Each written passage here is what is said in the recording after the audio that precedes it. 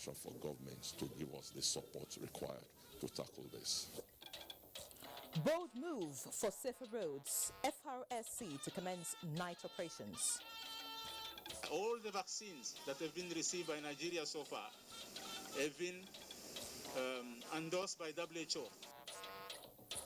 Another round of AstraZeneca vaccines arrive as Nigeria targets 1.4 million people. At any time, anybody looking for information about dams, about irrigation in Nigeria will have that information in his hand. Dams and irrigation schemes at fingertips. Water Ministry unveils digital maps.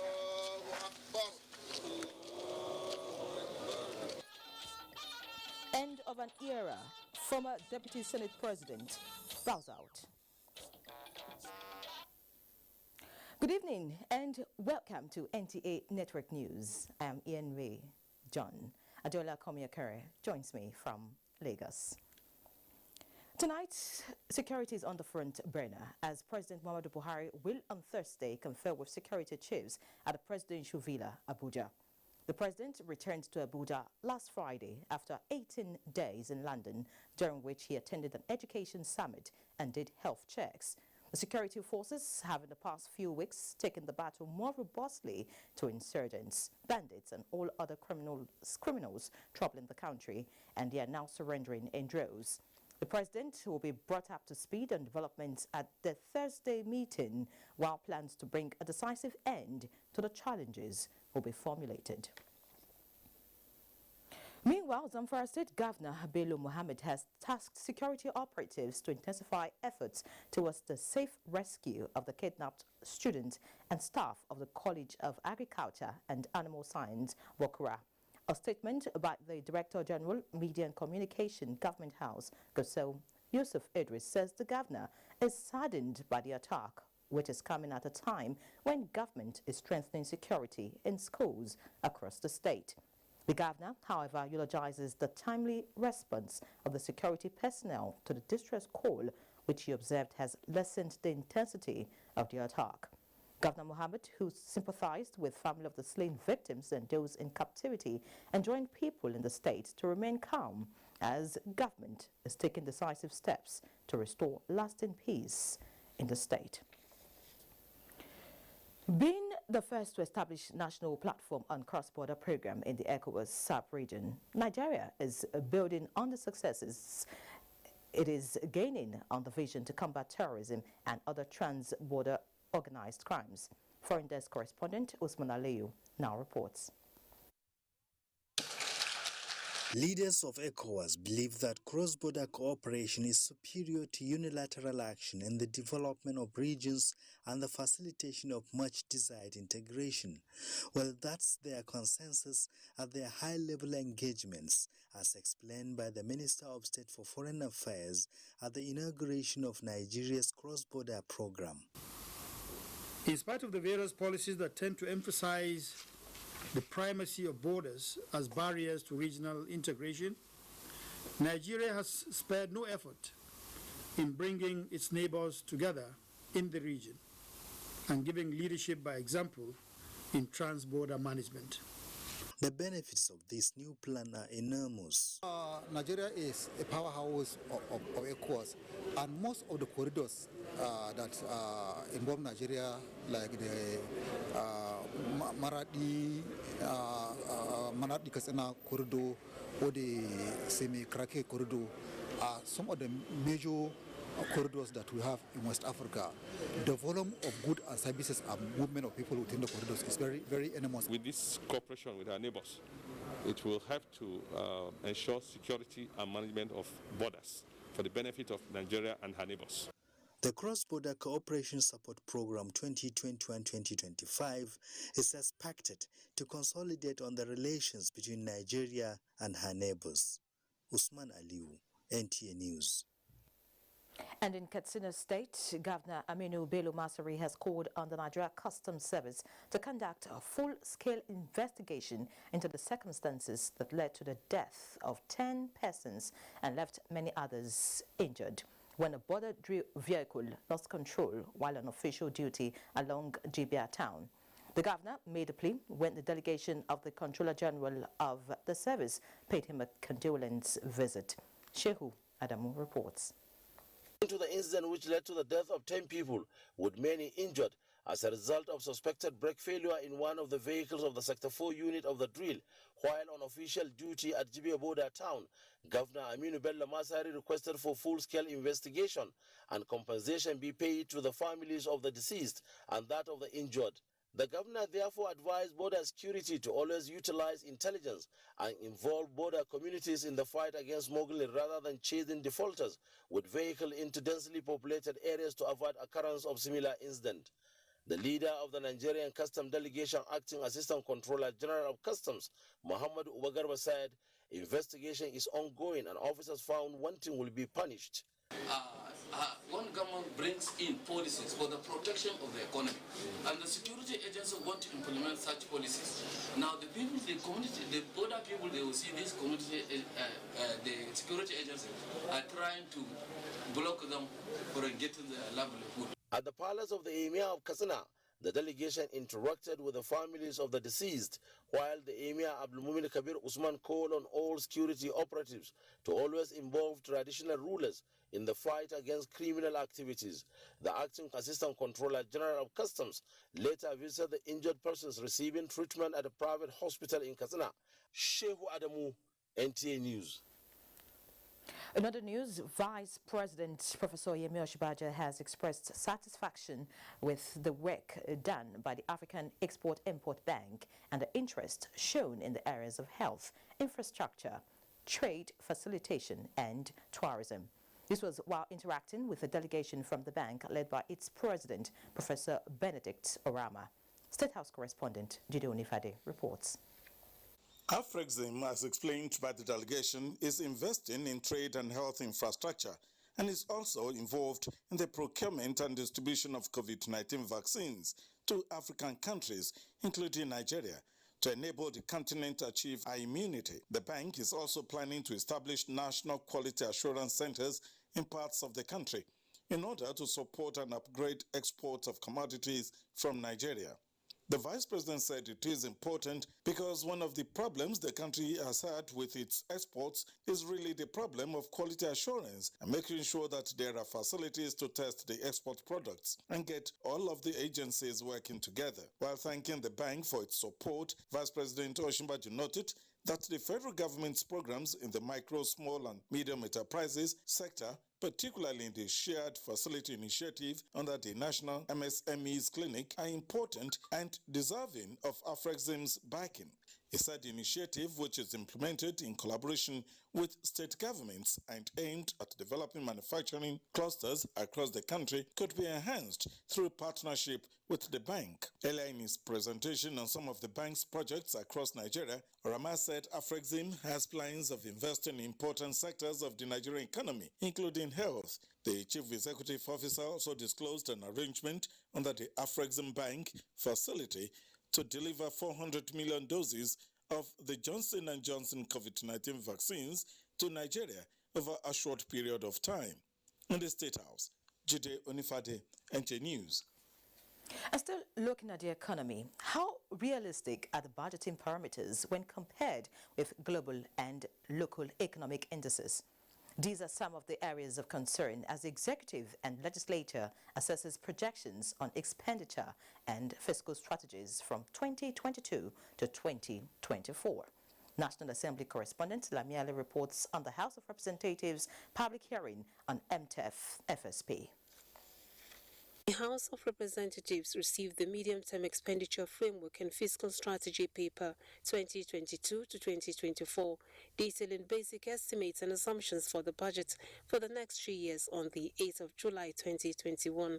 This interaction, which involves 83 ministries, departments and agencies of government with the House Committee on Finance, is to ensure that all options on the table are fine-tuned to absorb economic shocks and other dynamics, whether imminent or unexpected. The aim is to ensure that robust development plans do not suffer distractions during implementation, as is the experience due to COVID-19 pandemic. Let no one be in doubt of our commitment as the 9th House of Representatives to live up to that responsibility by exercising the full extent of our authority as it relates to the appropriations process and oversight. I therefore advise to scale down on what elephant projects contained in the budget proposals as a way of shoring up revenue for critical infrastructure and development of capital resources that have direct impact on the people. The total fiscal deficit that we had in the 2021 budget is 4.891 trillion.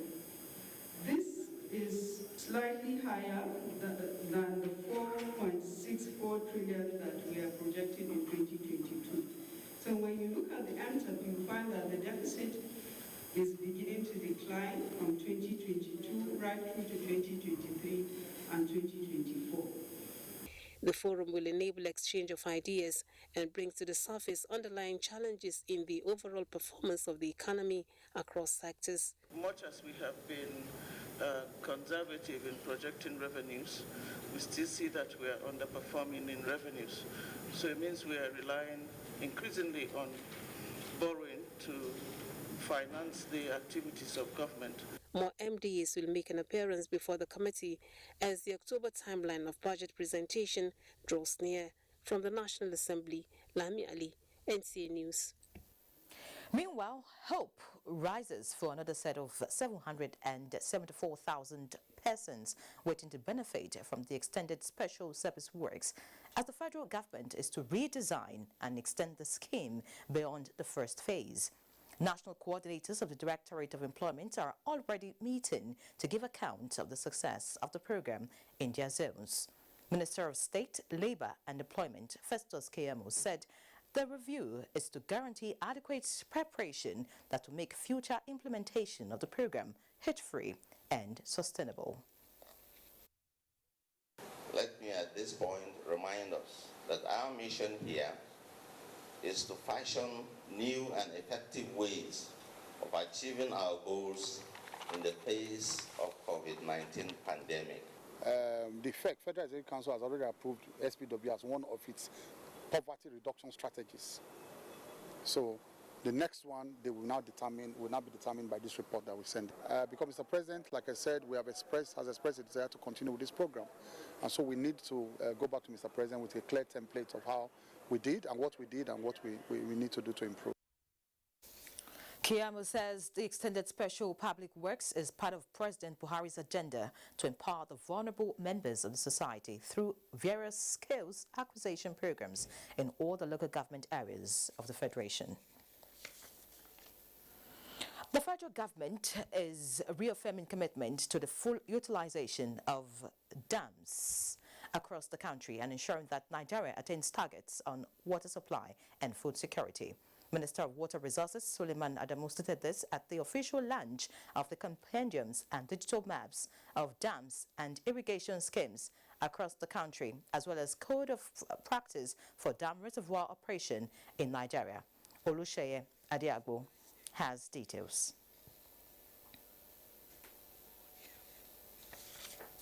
That report will be brought to you in the course of the bulletin. Now, the federal government is to develop a web application that will ensure funds released for projects and programs are properly utilized. Minister of State, Finance, Budget and National Planning, Clem Agba, introduced the application known as iMarker in a message at a national symposium on managing women's economic program organized by the National Institute for Policy and Strategic Studies. Kunle Adeyeye has the details. Has been relentless in the delivery of good governance with the implementation of various programs and policies. Now it's time to be more proactive as government rolls out strengthened evaluation frameworks targeted at supporting policies that promote women's economic empowerment. This is in line with the aspiration of Nigeria's medium-term National Development Plan 2021 to 2025. The objective of the iMark is a tool that is being developed to provide citizens with the ability to track and report back on projects and programs that were earmarked by the government. And another strategy that we have just brought forward, the use of bringing in independent monitors. The National Institute for Strategic Studies is unequivocal that women's participation in national and state economic development initiatives remains crucial. One important area of public policy which has gained currency recently is women economic empowerment. The President Muhammad Buhari's administration has signaled its commitment to women economic empowerment. It is particularly important for projects with a women's economic empowerment focus to have this M&E framework to be able to access the benefits. The event, funded by Bill and Melinda Gates Foundation, will collate suggestions on what works in Nigeria to form part of the senior course 43 of the National Institute of Policy and Strategic Studies. In Abuja, Kunle Adeyeye, NTA News. Time for a first break, please. Glad to have you back. The remains of the former Deputy President of the Senate, Ibrahim Mantu, have been laid to rest at Gudu Cemetery, Abuja, according to Islamic rites. Hundreds of sympathizers attended the funeral, describing the deceased as a philanthropist and a grassroots politician. Abdullahi Aminu reports. That was a prayer session by the late Senator Mantu's wife, Zuwaira, his children and relatives at the Upper Legislative Quarters Jumad Mosque. A funeral prayer was then conducted in line with the teachings of Islam. Allahu Akbar. The remains of the late senator were laid to rest at Gudu Cemetery, where many sympathizers said his legacies will continue to linger in their minds. I've not seen the man as eloquent, smart, brilliant as Senator Ibrahim Nasiru Mantu. In closed session, when we had difficulties, we always called on him to resolve it. It is difficult for me in particular to imagine that the next political season is coming without Mantu. He is a leader of excellence. From the cemetery, relatives of the deceased have started observing a mourning period at his house in Asokoro. In Abuja, Abdullahi Aminu, NTA News. Nigerians woke up to the news of the death of Senator Ibrahim Mantu, Nigeria's former Deputy President of Senate, a man that has played a prominent role since the return of democracy in the Fourth Republic. Ignatius Nkwo looks at the life and times of late Senator Mantu.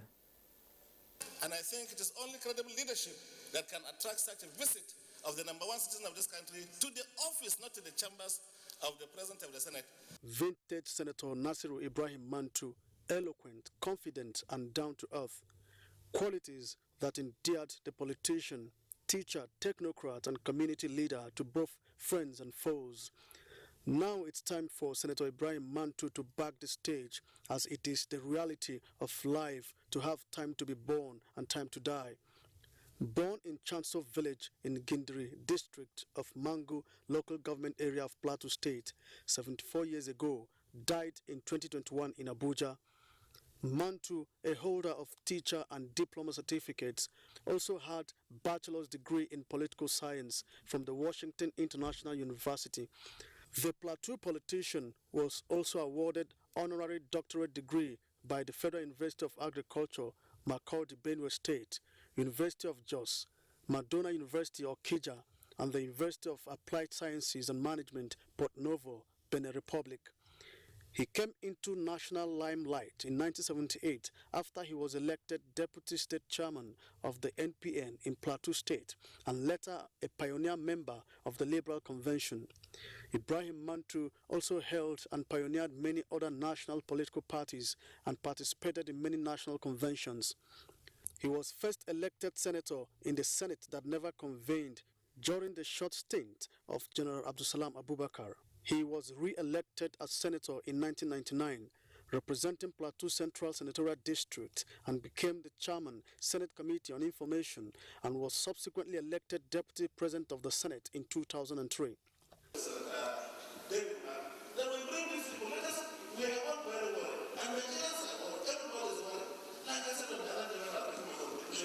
Let Mantu played prominent role in the Senate and outside, including making him a leader and politician that many looked onto. His demise this Tuesday, many believe, is a loss to Nigeria's democracy. Ignatius Nkwo, NTA News. Meanwhile, President Muhammadu Buhari condoles with the family of former Deputy Senate President Ibrahim Mantu, joining the government and people of Plateau State in mourning the passing of the renowned politician. President Buhari commiserates with leaders and members of the National Assembly, friends and political associates of the former Deputy Senate President who dedicated most of his life serving his people.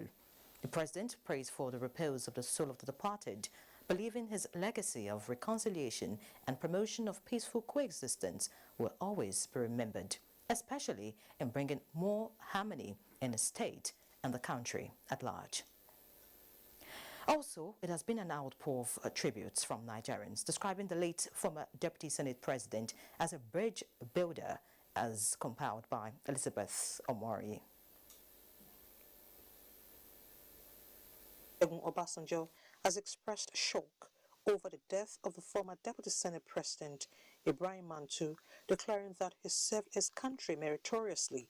In a condolence letter to Mantu's family, Chief Olusegun Obasanjo stated that the late lawmaker accorded his administration unequivocal support.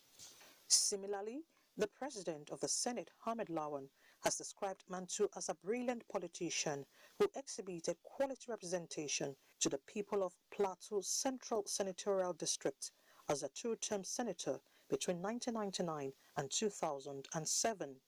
In the same vein, the Speaker, House of Representatives, Femi Gbajabiamila, says the late Mantu will be remembered for his democratic credentials as he contributed to the growth of the Nigerian legislature. Meanwhile, the People's Democratic Party is also heartbroken over the death of one of its leading elders, a member of its Board of Trustees, Senator Ibrahim Mantu. The PDP in a statement noted that the late statesman brought to bear his love for the nation and skills in the Senate, where he served as Chairman Senate Committee on Information. In a condolence letter, the Minister of Labour and Employment, Chris Ngige, says late Mantu was a politician whose contributions in Nigeria's political development perfectly fitted into a pan-national paradigm. And the Minister of Women Affairs, Dame Pauline Tarlin, applauds the landmark achievements of the late former Deputy Senate President and prays for the repose of his soul. The Plateau Elders Forum has also received with shock the death of Ibrahim Mantu. The forum says his politics of principles and ideology left indelible footprints in the sand of politics in Nigeria, worthy of emulation. In Abuja, Elizabeth Omori, NTA News. Let's now talk health. Nigerians have been asked to justify the federal government's huge investment on COVID-19 vaccines by registering to get vaccinated. Secretary to the Government of the Federation and Chairman, Presidential Steering Committee on COVID-19, Boss Mustafa, made the appeal while receiving a donation of COVID-19 test kits from the China Dual Engineering Company, Nigeria. Ibrahim brings us details. Donation of 500 diagnostic test kits for COVID-19 approved by the NCDC is coming at a time of heightened apprehension over the spread of the Delta variant of COVID-19 in the country. Conspiracy theories are also spreading and promoting vaccine hesitancy. The SGF, however, emphasizes that getting vaccinated prevents hospitalization and death. Science and facts have proven that most of the casualties that are coming as a result of COVID-19 transmission and infection now are coming substantially from the unvaccinated people. So I urge Nigerians to take the opportunity of the availability of the vaccines now to ensure that they take these vaccines. Meanwhile, the COVID-19 test kits are expected to improve turnaround time for results. Within about 50 minutes, we can get the result from the machine. And also, this test cost is more affordable. The SGF thanked the donors for supporting the national response. In Abuja, Mitaire Ibrahim, NTA News. Similarly, the 1.4 million people in Nigeria awaiting the second dose of the AstraZeneca vaccine shot can now complete their vaccination as the federal government takes delivery of 699,760 doses donated by the government of the United Kingdom. Uche Ogochukwu has details. This second batch of 699,760 doses is part of the 3 million doses donated by the United Kingdom to 11 African countries. We have restructured our health and development programming to support Nigeria's response to COVID. And we continue to respond to the COVID outbreak, working in close harmony with the relevant elements of the federal government of Nigeria. All the vaccines that have been received by Nigeria so far have been endorsed by WHO as safe and effective to prevent severe disease, hospitalization, and death. The vaccine, once certified by NAFDAC, will be deployed to states for immediate rollout to those who took the first jab. We have also received communication from the COVAX facility of an additional 801,600 doses of AstraZeneca vaccine. These doses are donations from the Canadian government and will be available for delivery by the end of August. The vaccine doses are expected to be used out by the end of September, and as such, eligible members of the public are encouraged to seize this opportunity and get vaccinated against COVID-19. Uche Ugochukwu, NTA News. And back to our earlier reports, the federal government has reaffirmed commitment to the full utilization of dams across the country and ensuring that Nigeria attains targets on water supply and food security. Olushaye Adiabu has details. These compendiums indicate that Nigeria now has 408 dams, while the country's irrigation scheme are 333. The documents were produced alongside digital maps to provide better interaction for data users as they can now access details on water resources infrastructure at the click of the mouse. Beyond the provision of accurate location, features and status of water infrastructure across the country, these materials also contain information on how they are used. The Code of Practice for Dam Reservoir Operation in Nigeria is another vital document. This document has been developed to ensure that our dams are performing safely and according to their design purposes. The document, which shall be adapted to every dam reservoir in the country, also prescribes penalties for violation of any of the provisions of the code. Minister of Water Resources Suleiman Adamu says this information will aid effective planning, design, and monitoring of Nigeria's water resources infrastructure. It has been 6 years since Suleiman Adamu assumed office as the Minister of Water Resources, and this document, Swimming Against the Tide, highlights key successes and milestones of the ministry under its leadership. In Abuja, Olushaye Adiagbo, NTA News. The Federal Road Safety Corps has recommended the commencement of night operations of the Corps to check the increasing number of road crashes in the country. FRSC Corps Marshal Boboye Oyemi made this known during the capacity building workshop on the implementation of the Nigeria Road Safety Strategy 2021 to 2030.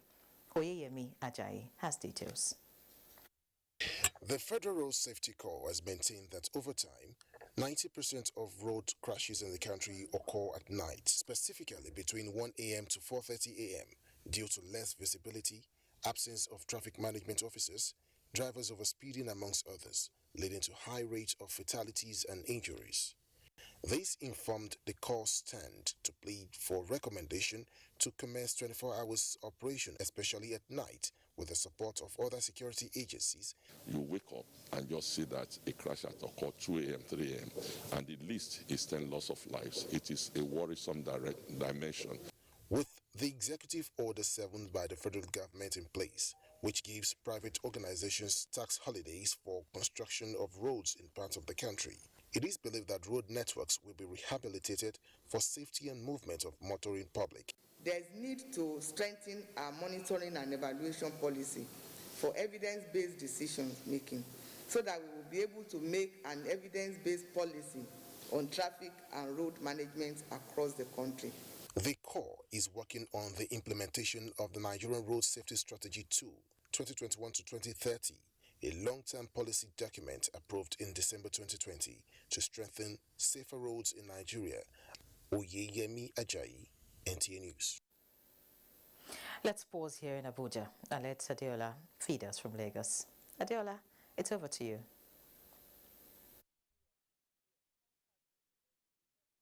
Thank you, Inyeri. Nigeria's oil and gas sector is set to attract further investment and boost investors' confidence in the value chain.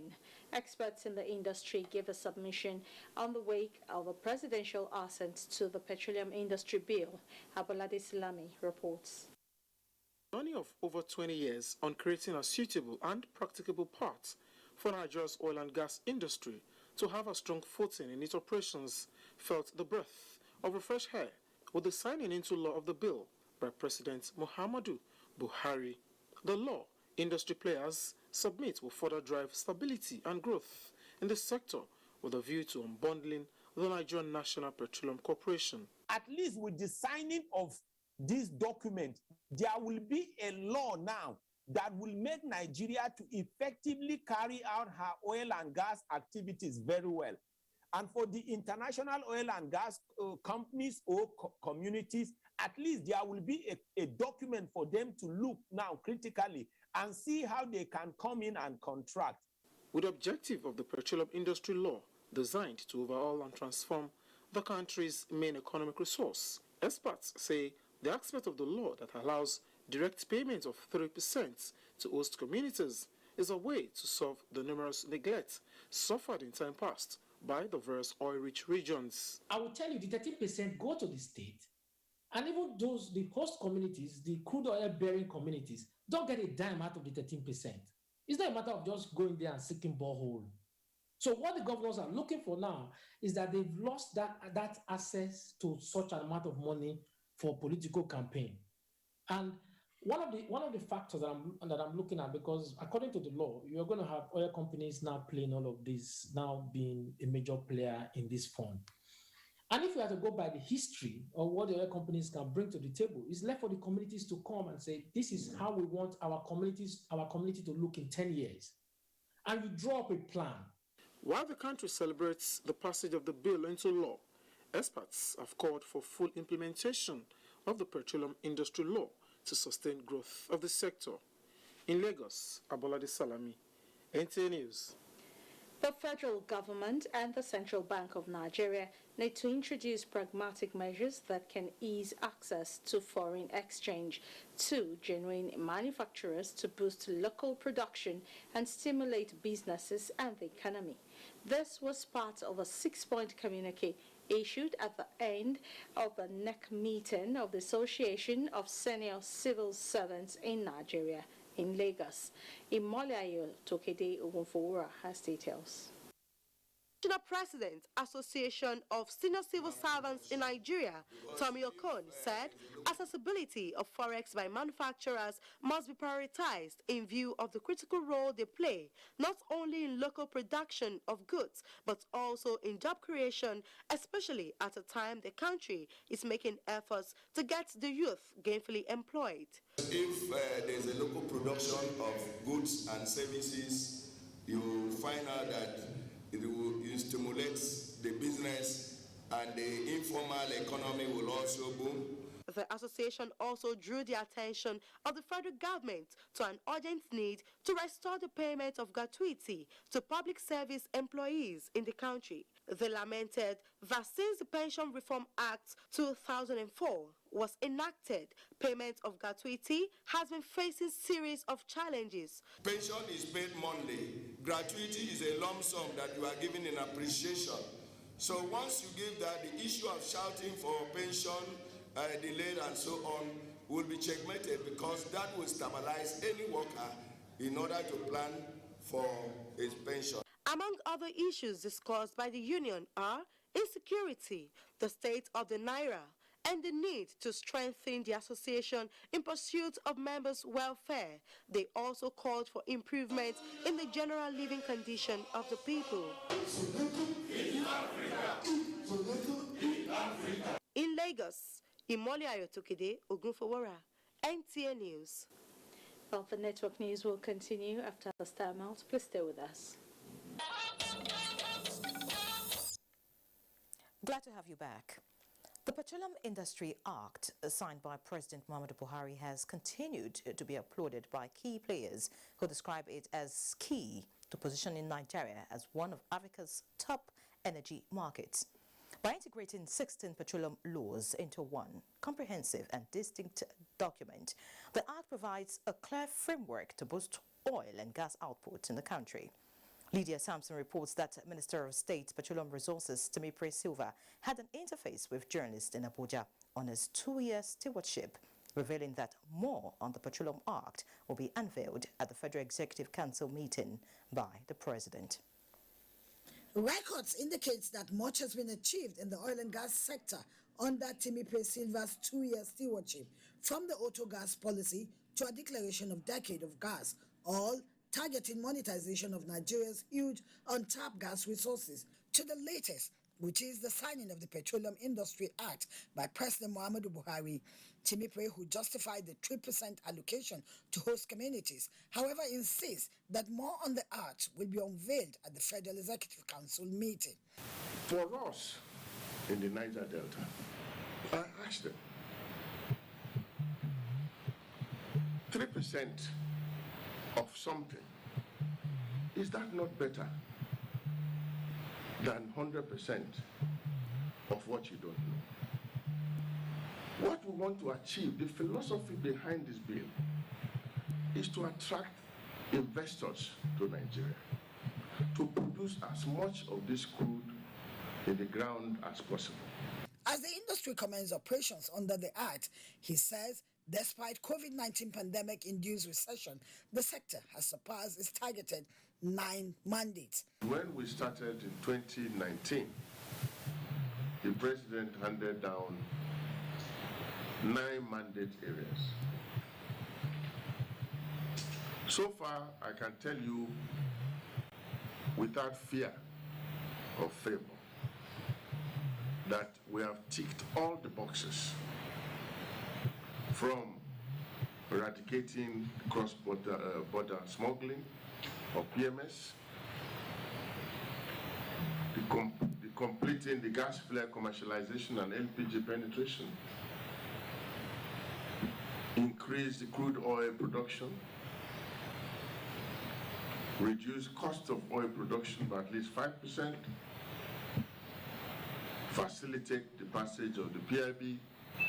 The minister, who acknowledged that pump price will be increased under the new regime, however, says the increase is not immediate. He's optimistic that the act will truly be a game changer in the industry. In Abuja, Lydia Sampson, NTA News. Similarly, the All Progressives Congress, APC, has congratulated President Muhammadu Buhari for signing the Petroleum Industry Bill 2021 into law as passed by the National Assembly, ending the long jinx which has seen the PIB delayed since early 2000. A statement by APC National Secretary John James Akpanu-Duhe said that the new Petroleum Industry Act may not be a perfect document. It is a good way to start after decades of groping in the dark in the oil industry. The president demonstrates the will of a leader determined to do the right thing. He said the APC salutes the president's forthrightness and his courage to lead Nigeria aright. The party also hails the leadership of the National Assembly, federal lawmakers, public and private stakeholders in the petroleum industry, as well as petroleum host communities for their cooperation, which ensured the PIB's successful legislative passage and subsequent presidential assent. Before now, Nigeria's oil and gas industry lost as much as $15 billion in investments annually due to the delayed passage of the PIB. But that is about to change with the Petroleum Industry Act. The All Progressives Congress Caretaker and Extraordinary Convention Planning Committee has inaugurated the 2021 Anambra Governorship Campaign Council. The caretaker chairman and governor of Yobe State, Maimala Buni, solicits for issue-based campaign. Salihu Abdullahi Gwanara reports. A minute's silence in honor of late Ibrahim Mantu, former Deputy Senate President, was observed before the commencement of the event. The campaign council has serving and former All Progressives Congress governors, National Assembly members, stakeholders, and some selected party faithful from across the country and beyond. Governor Maimala Buni urged members of the campaign team to concentrate on issues that will add value to the APC, which has distinguished itself as a party for all Nigerians, especially those in the southeast, where it is attracting more members. To the people of Anambra State, this is an opportunity to belong to the National Party. We should all support the committee for a successful assignment for a brighter future and for the good of Anambra State. The APC have been able to demonstrate amidst global crisis, economic and political crisis, that they have the capacity to secure the future of the country. Those that are with me will go and plead with them to come and work with us. It will be one victory for everybody. The Anambra State governorship election is scheduled to hold on November 6, 2021. In Abuja, Salihu Abdullahi Gwanara, NTA News. And away from politics, voices for peace and unity amongst Nigerians is getting louder, with more stakeholders advocating collective resolve to address security challenges. Abdul Malik Hassan reports that the Voice for Change Foundation was on such mission to the Nigerian Television Authority. Here is a meeting between linked minds that want peace, unity and national integration among Nigerians. Here, the Voice of Peace Foundation seeks NTA's support to reach out to Nigerians on the need to unite for national development. Cardinal to our core focus is what we consider the desirability for peace and unity. Because without peace, first of all, there can be no unity. Without peace, there can be no direct foreign investment. Without peace, there can be no progress. Without peace, there is nothing that can happen. So we need peace.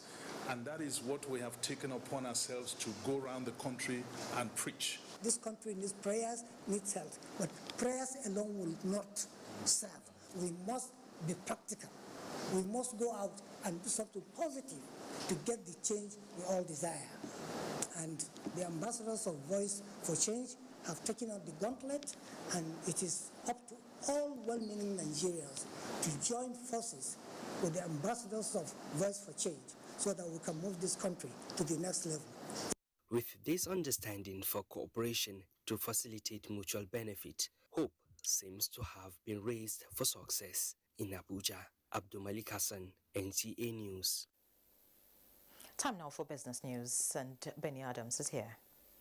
Thank you, Yeri. I will start by telling you that the National Bureau of Statistics says Nigeria's inflation rate fell for the fourth consecutive month in July amid reduction in the rise of food prices. The Statistics Office say the prices of goods and services measured by the Consumer Price Index rose by 17.38%. That is lower than 17.75% recorded in June. This is the year-on-year change, which means that while prices continued to rise in July 2021 over July 2020, the pace of increase was slower when compared to June 2021 versus June 2020. The fall between both months was 0.37%, while the Composite Food Index rose by 21.03% in July 2021 compared to 21.83% in June 2021. According to the NBS, this rise in food index in June was caused by increases in the prices of milk, cheese and eggs, coffee, tea and cocoa, vegetables, bread and cereals, soft drinks, and meat. Nigerians who indulge in mishandling the naira by defacing it, hawking the currency at parties, and rejecting the currency in some instances have been warned to desist from such practices or risk arrest by law enforcement agencies. Director of Corporate Communications of the CBN, Osita Nwani-Sobi, disclosed that Section 21, Subsection 3 of the Central Bank of Nigeria Act 2007, as amended, stipulates that spraying of, dancing or marching on the naira or any notes issued by the bank during social occasions or otherwise shall constitute an abuse, and defacing of naira or such notes shall be punishable under the law, and fines or imprisonment or both accordingly. The Central Bank of Nigeria is collaborating with the Nigerian Police, Federal Inland Revenue Service, the Economic and Financial Crimes Commission, and the Nigerian Financial Intelligence Unit to address the unpatriotic practice, adding that the naira is a legal tender and the symbol of national pride that should be respected and handled with care. Another capital market, investors gained 23.43 billion naira as all share index appreciated by 0.11% to close at 39,550.36 basis points, while equity capitalization is 20.6 trillion naira. 110.7 million shares valued at 3.08 billion naira exchanged hands in 3,305 deals. Market breadth closed flat as Honey Flower led 16 gainers as against 16 losers, topped by SCOA at the end of today's session. Transcorp, FBNH and Rwanda were the most active to most market turnover, just as Nestle and Dangote Cement topped market value list. That is business news, and network news continues after this break.